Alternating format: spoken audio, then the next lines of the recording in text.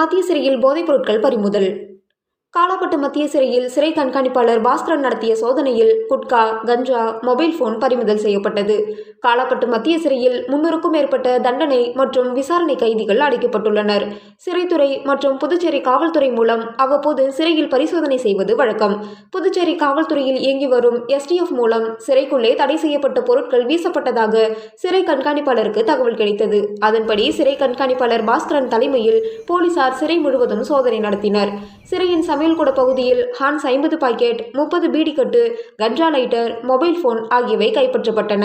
விசாரணையில் சில நாட்களுக்கு முன் சிறையிலிருந்து ஜாமீனில் சென்ற ரிஷிகுமார், ஆனந்த் ஆகியோர் நள்ளிரவில் முதலாவதாக உள்ள சிறை காம்பவுண்ட் ஏறி குதித்து உள்ளே சென்று 2வது காம்பவுண்ட் உள்ளே வீசியுள்ளனர். சிறையில் உள்ள தாடி ஐயனார், சத்யா ஆகியோருக்கு போதைப்பொருள் வீசியது தெரியவந்தது. போதைப் பொருட்கள் சமையல்கூட பகுதியில் வேலை செய்யும் சிறைவாசிகள் மூலம் விநியோகம் செய்யப்பட்டதும் தெரியவந்தது.